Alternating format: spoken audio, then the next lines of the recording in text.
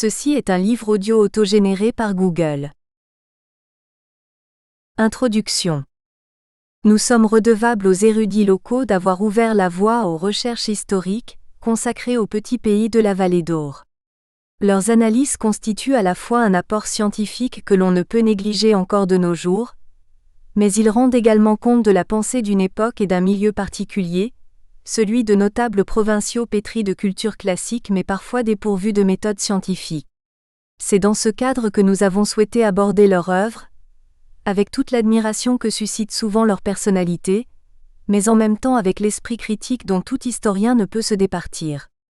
Ainsi, ces lignes consacrées à la relecture des travaux des érudits locaux qui se sont intéressés à l'histoire de l'ancien pays d'Aure, n'ont aucunement la prétention de critiquer en bloc et sans réflexion, les ouvrages à caractère historique. Notre champ d'étude a pour objet un territoire réduit, car elle s'effectue à l'échelle d'une vallée des Pyrénées.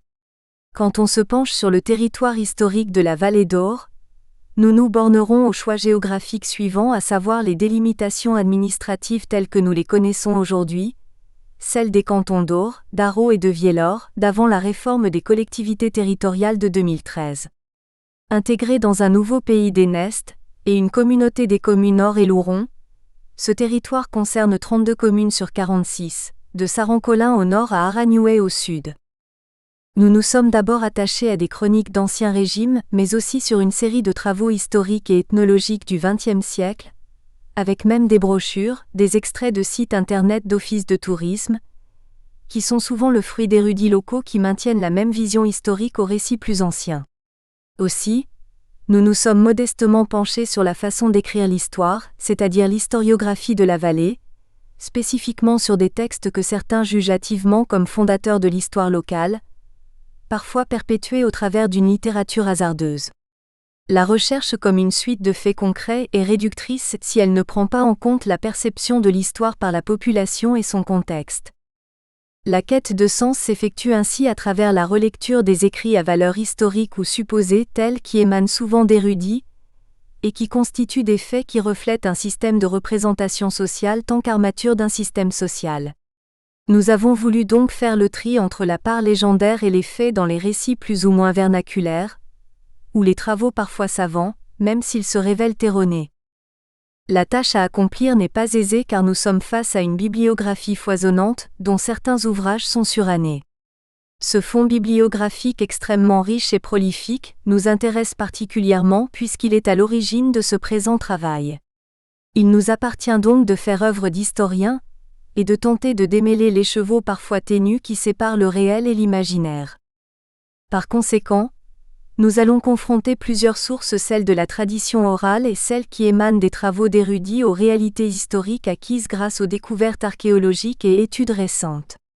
Bref, nous allons, comme aurait dit Michel Foucault, tenter de faire une généalogie des représentations afin de les confronter au réel.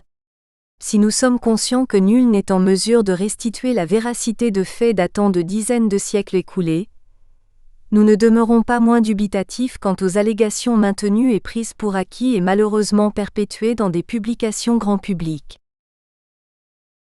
Une éthique à toute épreuve. Les liens entre une histoire de représentation et les faits concrets sont ambigus. Souvent cette union a généré une chronique équivoque. L'objet de l'ethnohistoire dispose de cette double implication. Démêler la part mythique, pleine de sens, d'une histoire officielle, ou tout simplement de clarifier les choses. La mission de l'historien est aussi une étude de ces structures, mais ici, si nous pouvons la qualifier ainsi, c'est un peu l'histoire d'en bas, celle qui raconte des événements historiques du point de vue d'érudits. L'historien face à ses responsabilités. Quand l'historien étudie un territoire donné, même à l'échelle d'une micro-région, il procède à des choix. Délimitation, conception de l'objet de sa recherche. Dans la quête de son sujet, l'historien peut être confronté ou non à des publications ayant déjà abordé de près ou de loin son thème de prédilection. À travers la façon dont le passé est rapporté en tant que récit, l'analyse de ce processus permet de le situer chronologiquement. L'histoire des mentalités fait intervenir les questions suivantes. Dans quelle perspective et dans quel contexte certains écrits sont-ils nés ? Pour quelles raisons des personnes se sont-elles penchées, ou s'intéressent-elles encore à l'histoire du lieu où elles vivent ? L'investissement dans le passé comme marque de statut local permet à certains d'être les porte-paroles d'un passé comme l'a déjà souligné l'anthropologue Benoît de Lestoile. Outre ce rapport d'érudition d'historiens amateurs, des finalités politiques peuvent transparaître dans des textes supposés fondateurs voire dans certaines actions, la création d'un lieu de mémoire par exemple. Il aura suffi que la parution de l'ouvrage des 4 vallées du docteur Armand Saramon en 1954, réédité en 1966 puis en 1985, par la suite pour asseoir un certain nombre de clichés.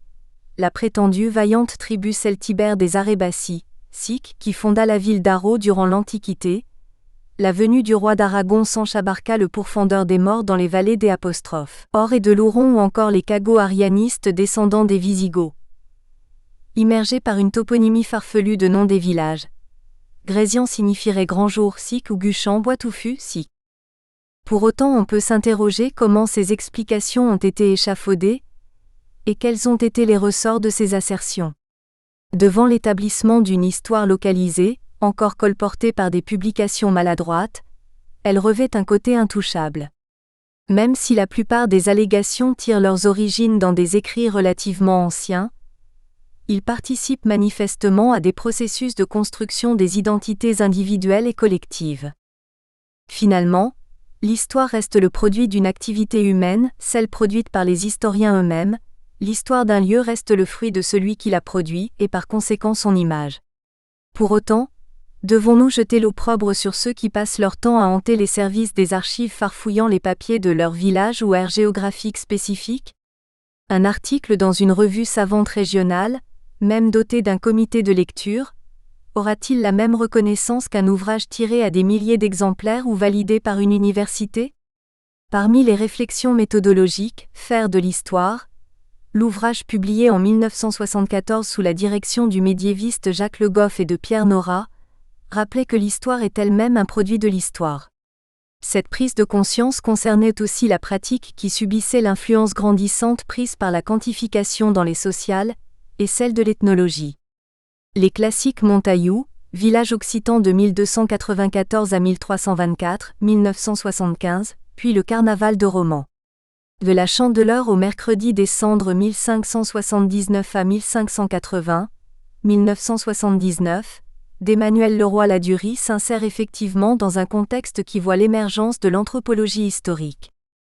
Après avoir défini ce qu'est le territoire de la Vallée d'Or, nous avons analysé les documents et les publications qui ont façonné son histoire locale avec l'élaboration de ces mythes, d'une période antique à un Moyen-Âge quelque peu caricatural. Avec le choix des illustrations, nous avons voulu ici privilégier une approche plus légère par le dessin ironique, en apportant plus de légèreté à l'austérité de notre propos. Une illustration dans un texte prend toujours une signification particulière, mais la fonction pédagogique qui lui incombe ici est la simple remise en question des soi-disant acquis historiques, pour suivre les préceptes de Jacques Le Goff et de Pierre Nora, selon leur expression, remettre en cause l'histoire elle-même. Un recadrage géographique nécessaire? D'un point de vue géographique, la Vallée d'Or s'étend sur plus de 40 km jusqu'à la frontière espagnole et correspond au cours supérieur de la Neste d'Or. Sous l'Ancien Régime, les communautés étaient regroupées en enclaves. Cohérentes, elles étaient réunies en 2 groupes qui tenaient compte de leur situation géographique naturelle.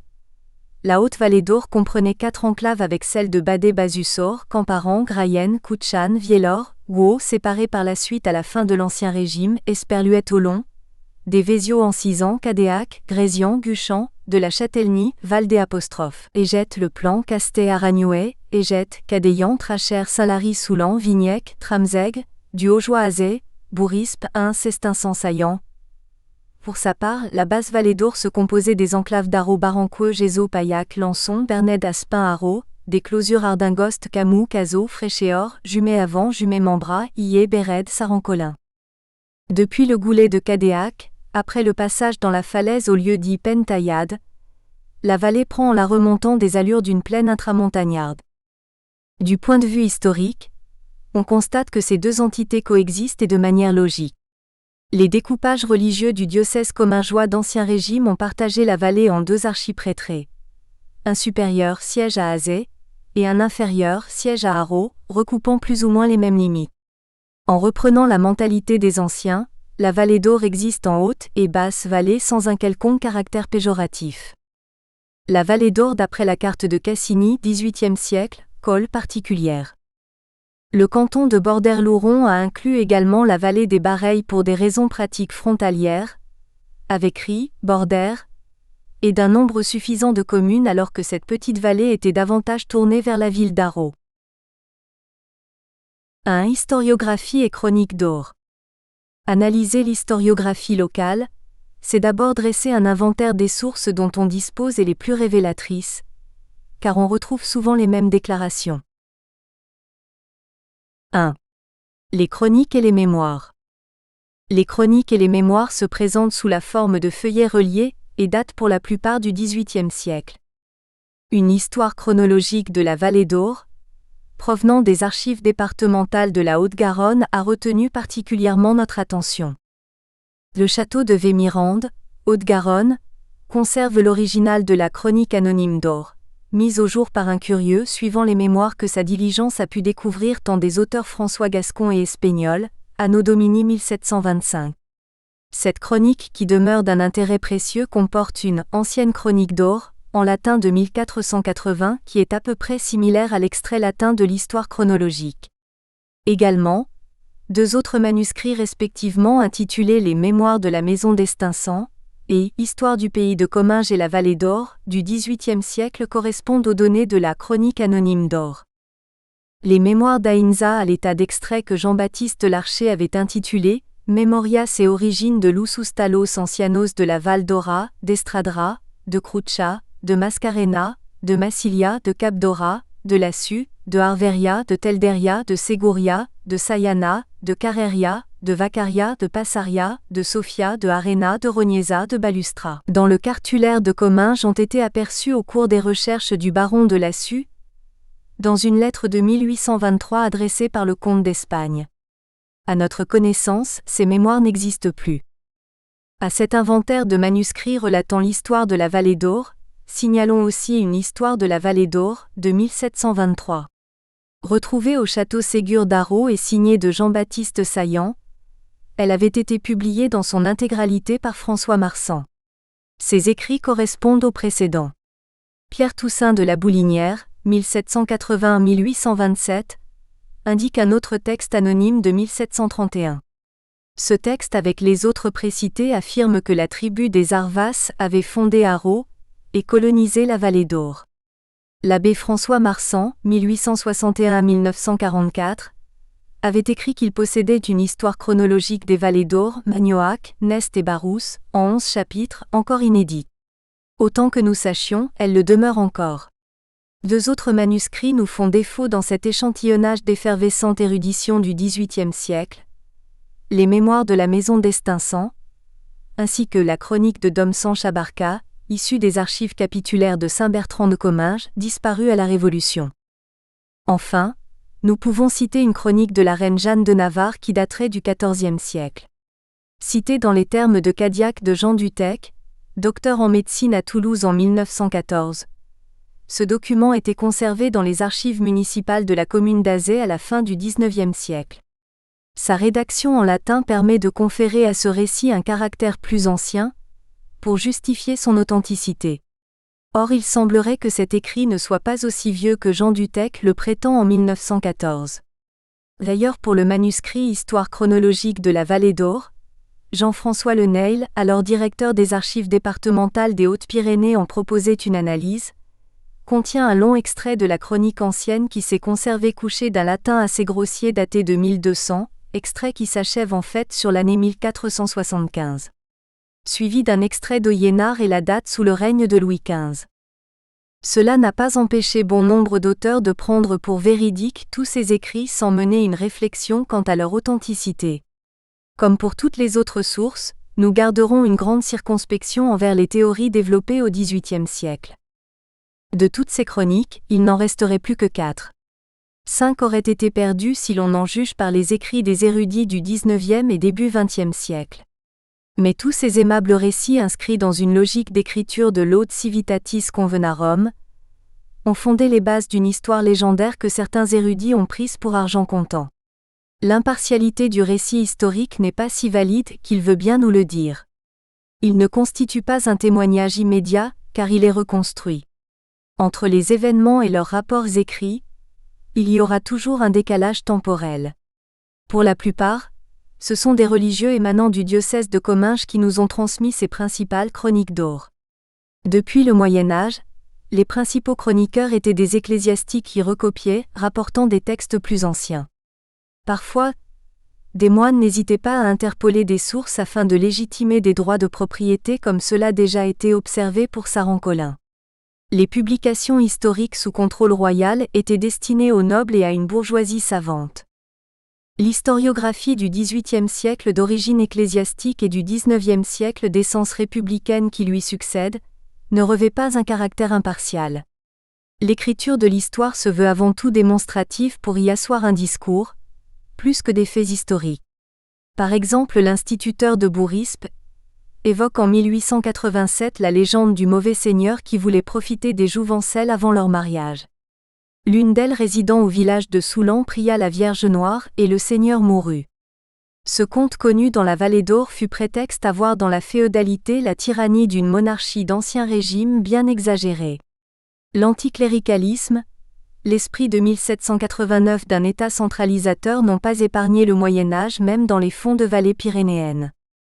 Au XIXe siècle, l'enthousiasme des lettrés, en particulier des laïcs, a permis de rapporter des légendes religieuses.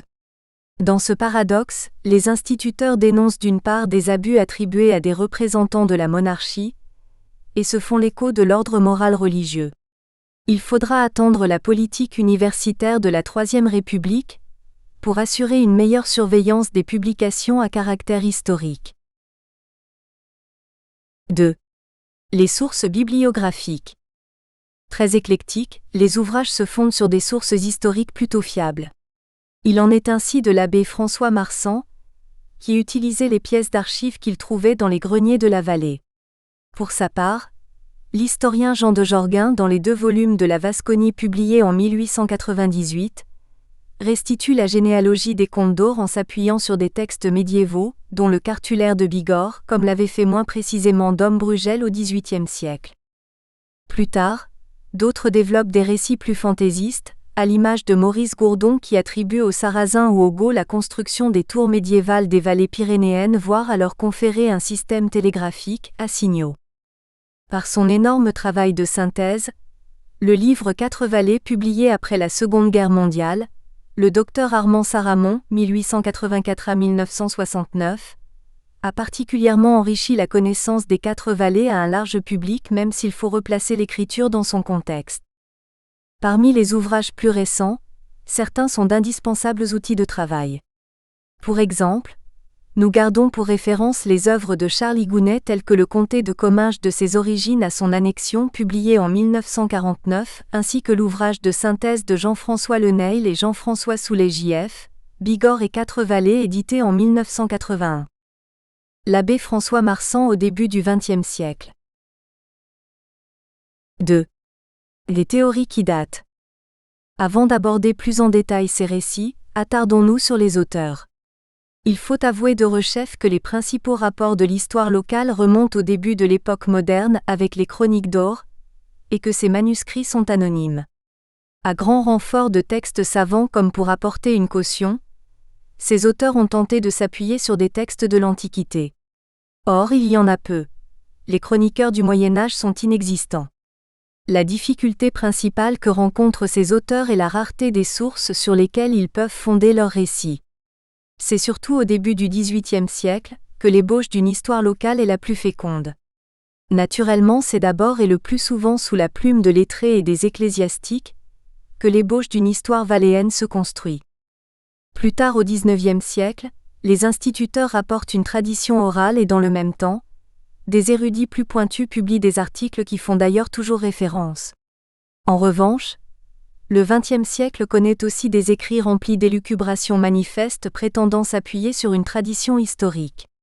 C'est ainsi que quelques brochures touristiques par exemple ont résumé l'histoire locale à quelques paragraphes, fruit de production de savants locaux. Extrait d'une brochure de l'Office de tourisme Balade dans Haro, son histoire, son patrimoine distribué au milieu des années 1990.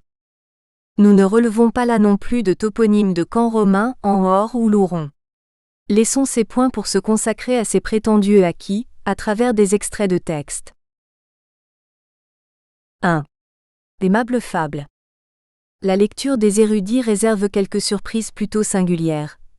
Vieille cité fortifiée, dont les origines remontent aux environs de 70 avant J.C., un ancien prieuré lui donna longtemps le privilège d'être la capitale des 4 vallées, Or, Nest, Barousse, Magnoac. Ces 4 portes la mettaient à l'abri des envahisseurs. La seule trace qui reste aujourd'hui est la porte Sainte-Quitterie, appelée porte de la prison. Fondée par une peuplade chassée d'Espagne, les Arvas, la ville eut à subir bien des assauts, des Vascons issus d'Ibère venus du sud, des Celtes arrivés du nord, des Goths au 5e siècle. Tous échouèrent devant les fortifications de Sarancolin. À Esplanta, une chapelle rappelle la défaite des morts en 1012. Tous les éléments accumulent les approximations sur cette cocasse synthèse des origines de Sarancolin. En premier lieu, l'agglomération de Sarancolin aurait été datée de 70 avant J.V. Aucune donnée objective, de type archéologique ou historique, ne permet d'affirmer cela. Sans doute le modèle de la fondation du Lugdunum des Convennes, Saint-Bertrand de Comminges, Haute-Garonne, peut être fondé par Pompée en 70 av. J.C. a-t-il ici imposé sa loi ? Pourtant, quelles sont les données objectives qui permettent d'avoir une idée un peu précise de l'occupation de la vallée à l'époque romaine ? Quant aux mythiques Arvas et à la bataille de 1012, nous verrons que ces faits témoignent d'une littérature qui puise dans un temps marqué par un renouveau intellectuel et artistique, celui du XVIe siècle. Cependant, son discours trop savant déborde d'une conjecture fantaisiste car il réinvente un passé et des racines mythiques, mais que l'on retrouve dans des brochures touristiques. Autrement dit, réaliser le récit historique de la vallée, pour la valoriser, avec sa part de dimension mythique, va traduire une réalité dans le présent. Aussi, pour rejoindre Benoît de l'Estoile, le récit historique peut donc être analysé dans ce qu'il dit sur la position d'une personne ou d'un groupe dans un espace social. Pour tenter de discerner les différents préceptes, il faut s'attarder en premier lieu sur ce qui a façonné l'histoire de manière chronologique avec ses préliminaires, de l'Antiquité, du Moyen-Âge et son lot de récits quelque peu extraordinaires. Alors penchons-nous sur ces récits fabuleux et les épopées des protagonistes. Guerriers ibères, morts conquérants, envahisseurs anglais, pèlerins fantasques, contrebandiers taciturnes, vaillants chasseurs et autres mystérieux Arvas d'une autre époque. 2. Une antiquité indécise. A. Une étymologie dorée. Le nom Or a toujours alimenté des théories fantaisistes. Lors du latin aurum ou ora labis ont pris le dessus pour rajeunir le nom de la vallée à la période aquitano-romaine. Cependant, l'étymologie latine n'est pas proposée par tous. Les versions diffèrent selon les époques et surtout l'avancement de la recherche linguistique. André Roland de Denus, Dictionnaire des appellations ethniques de la France et de ses colonies, Librairie historique des provinces Émile Le Chevalier, Paris, 1889, page 43. La vallée d'Or Vallis Orae ou vallée de l'Air est, de l'aveu de tous les voyageurs, une des plus belles des Pyrénées, écrit un certain Giroucco de Basusor, ancien professeur en retraite, chevalier du mérite agricole, officier d'académie, en 1907 dans son opuscule imprimé La Vallée d'Or, cause de sa crise économique et conditions de son relèvement. Pour expliquer le miracle latin, l'apport de la civilisation romaine aurait civilisé les autochtones. Une personnalité éclairée de Vignac dans la première partie du XXe siècle, Charles Reynaud avait dit: pour baptiser la vallée du nom d'Or, le vent en basque ancien, les Numantins qui avaient remarqué le souffle du zéphyr, vent doux ou vent de l'ouest, aura en latin, lui donnèrent ce nom. Dans son célèbre ouvrage régional publié en 1954 Les 4 vallées, le docteur Armand Saramon rajoute une explication confuse. Se fondant sur un présumé document du XVe siècle mentionnant aurea, c'est-à-dire relatif à l'or en latin, l'auteur y décèle une corrélation avec le patronyme de la vallée. Des ouvrages du mont Arbidou, dans la vallée d'Or, aurea, dont la tradition s'accordant avec ce que Pline en a dit, on ne peut pas douter de la relation qu'en a faite le fameux Agricola, qui la met au rang des merveilles dont il a écrit. 13 centum pudium, subministrabat argenti monsarbiurara, depuis, d'un gascon à L'. Autre dit Arbidou. Quoique éloquente, ces références puisées dans un document anonyme des archives de Vémirande et non datées, appartiennent à la catégorie des écrits fantaisistes d'Ancien Régime. Dans un numéro de la revue de Comminges et des Pyrénées centrales de 1975, Roger Klotz a démontré que cette allégation n'était pas fondée. Un peu plus tôt dans leur dictionnaire des noms de France, Albert Dauzat et Charles Rostin hésitent mais demeurent plus sages dans leur hypothèse d'une appellation antérieure à la Romanita, peut-être Aura, Vent ou Avara, nom de rivière. Spécialisé dans l'anthroponymie et la toponymie de la France métropolitaine, Pierre-Henri Billy propose une racine indo-européenne OR, eau, pluie, coulée. IEW 80, munie du suffixe féminin A, dans son dictionnaire des noms de lieux de la France publié en 2011.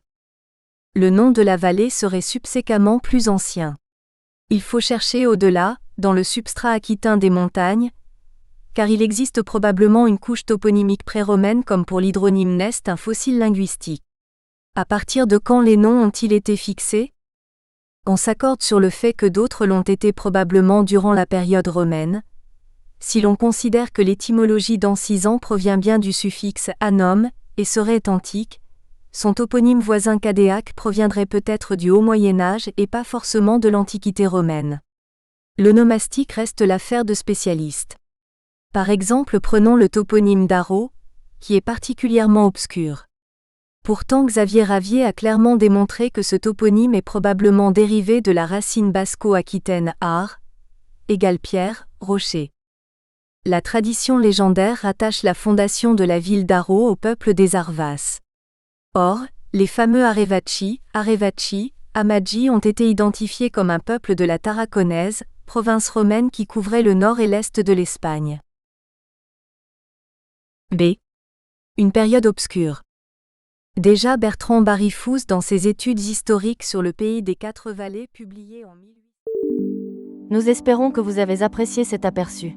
Pour continuer à écouter ce livre audio sur Google Play Livres, utilisez le lien dans la description de la vidéo.